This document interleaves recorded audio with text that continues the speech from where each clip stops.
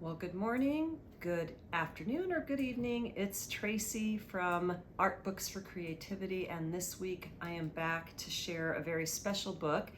This book is titled Awakening Beauty, The Art of Eyvind Earle.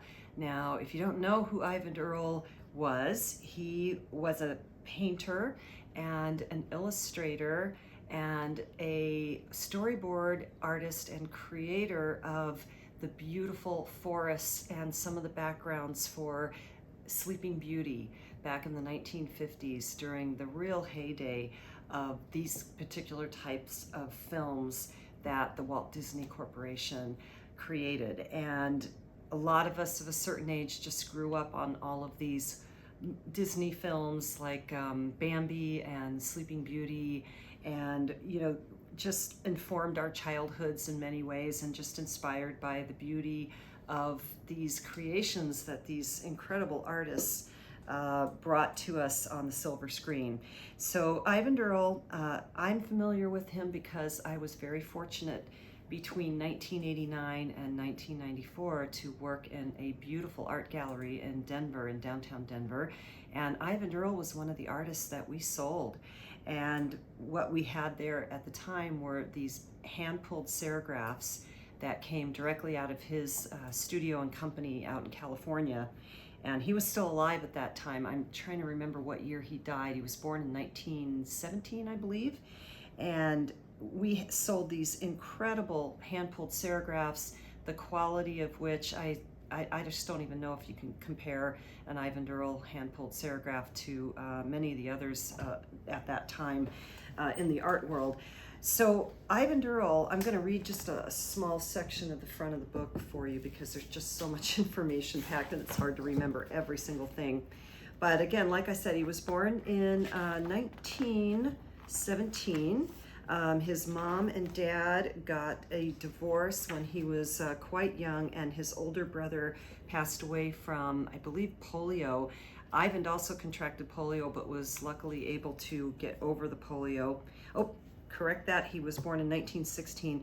He started his art career at the tender age of only 11 when his father gave him a challenge. Read 50 pages of a book or paint a picture every day.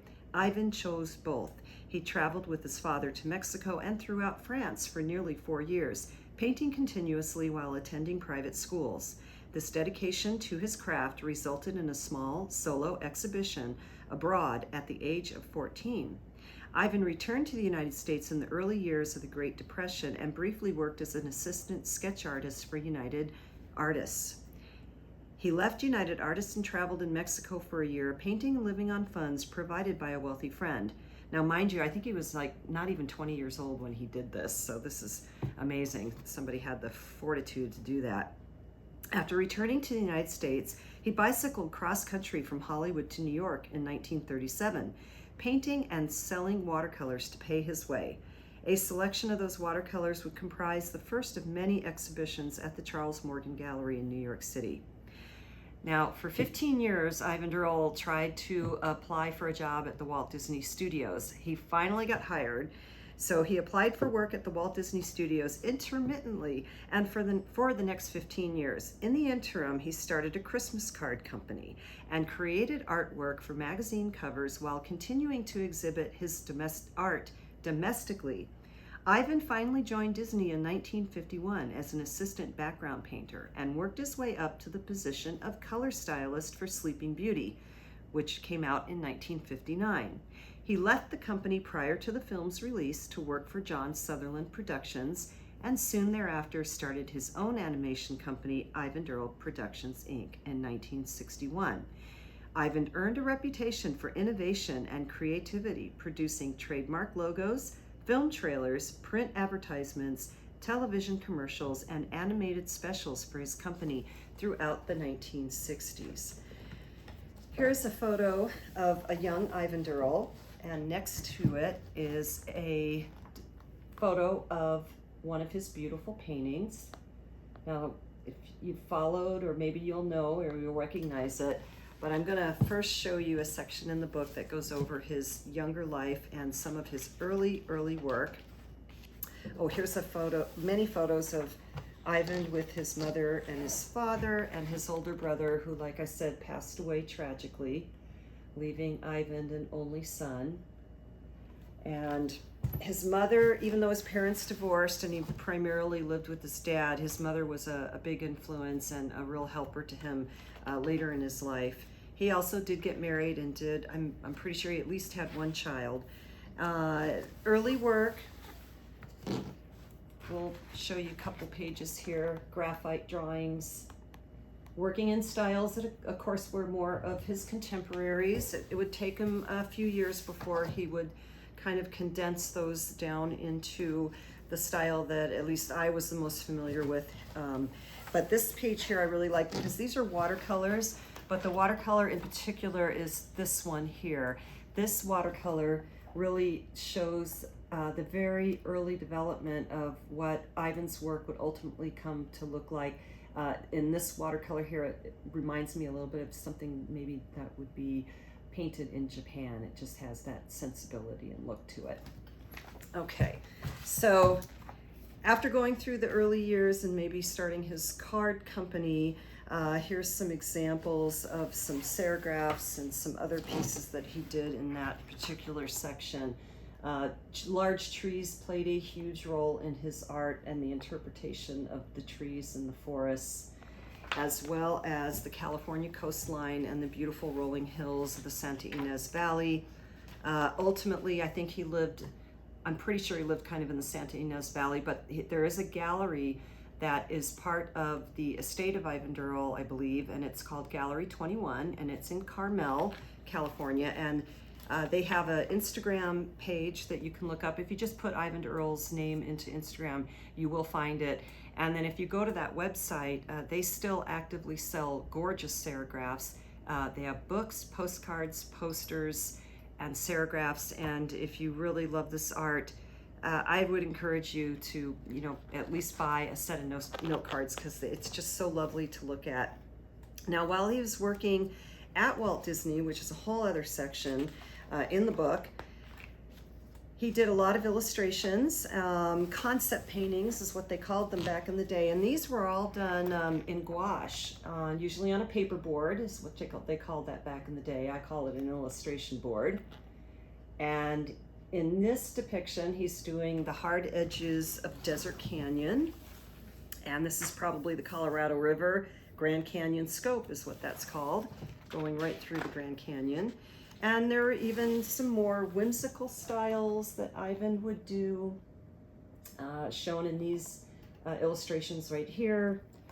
But a company like Walt Disney back in the day was really a godsend for many artists because everything was done as a storyboard, and I don't know how many they employed at the time, but he was able to make a very good living at working at Disney because, the life of a lot of artists is it's lots of ups and downs and just uncertainty if you're going to actually be able to make a living with what you do. This is wonderful. These are storyboards, and you'll probably recognize what this is about if you've seen this Disney movie, The Lady and the Tramp. I also think, although I didn't see it written about in this book, that Eyvind did some work on Fantasia as well. I'm not 100% certain of that, but I believe he did. And of course, here you're just kind of wandering into the fantastical world as imagined by Eyvind Earle. Again, more storyboards for Lady and the Tramp. And then the book just continues on with, continuing on with Walt Disney, and we get into Sleeping Beauty, and there's a nice section in here on Sleeping Beauty. Now, this book was actually put together for an exhibit. So this is a retrospective book that went together with an exhibit that was done in 2017, I believe, and the exhibit was at the Walt Disney Family Museum. So it was curated and put together by them, and this book got published as part of that. Maybe this book could be purchased through the Walt Disney Family Museum. I think I might have gotten this book off Amazon. I did not see it offered on thriftbooks.com, and hopefully you can still get a copy. Here is a beautiful rendition of a dark and deep and scary forest in Sleeping Beauty. Again, the color and the mood and the lighting just really has a way of just transforming you.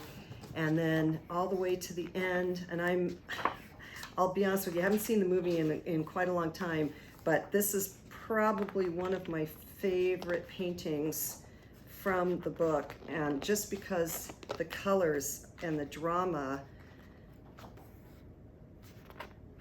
Before I get to that, I got to show you the dragons. So here's the dragon paintings. Fantastical dragons.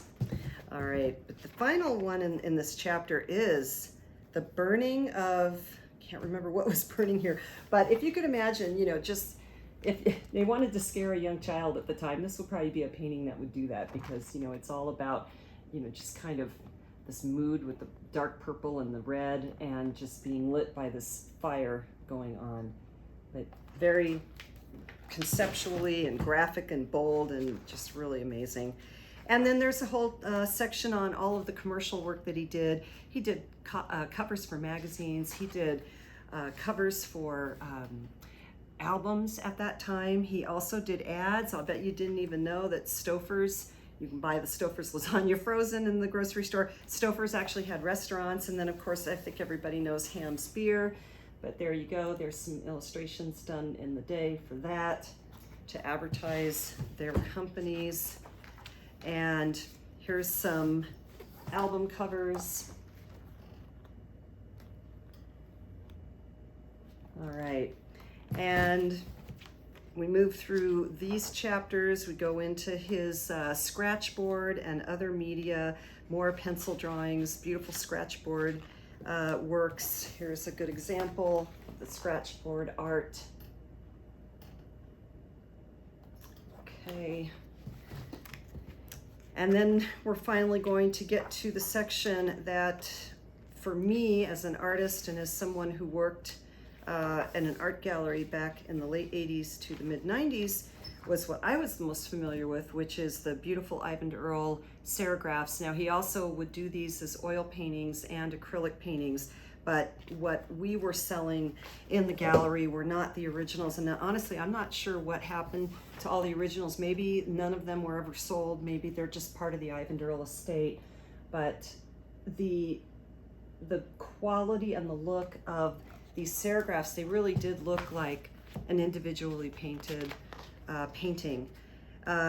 Here's a couple more good examples of just these fantastical trees that Eyvind interpreted from the landscape around Northern California. Really incredible. His color palette was absolutely incredible as well. Serene, beautiful. He put light and shots of color in where he needed it to be the strongest.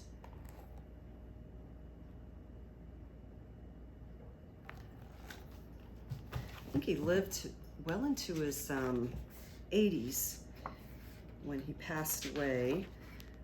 Here's another beautiful, beautiful example of creating a forest. Again, two wildly different color palettes, two different moods in the painting. The shot of that bright blue tree set against the deep reds and deep burgundies, purple sky. And then here's a really beautiful painting. This is Monument Valley. This was done as an oil on masonite.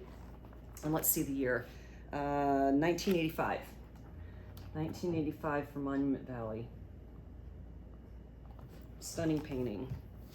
Taking things down to their most graphic element, simplifying the lines, simplifying the colors. And this one is called Point Lobos, 1989. This is an oil on masonite. This really gives you the sense of these just forests with the fog rolling in. A lot of the prints we had were beautiful California coastline prints, showed the rocky edges of the land meeting the sea with the trees clinging to the side and with the fog rolling in. And another couple of stunning works. So this is, again, Awakening Beauty, the art of Eyvind Earle. If I go to the back of the book here, this was the Walt Disney Family Museum. The exhibit was May 18th, 2017 to January 8th, 2018. It was published in conjunction with the retrospective exhibit. If you can't find the book, I would maybe see if it's sold at the museum. And also go visit gallery21.com, like their Instagram page, and really get to know this artist, because it's well worth it, and what a history this artist had, and what beauty he brought into the world. So that's it for this week, and I'll be back next week with another interesting book for Art Books for Creativity. Again, I'm Tracy.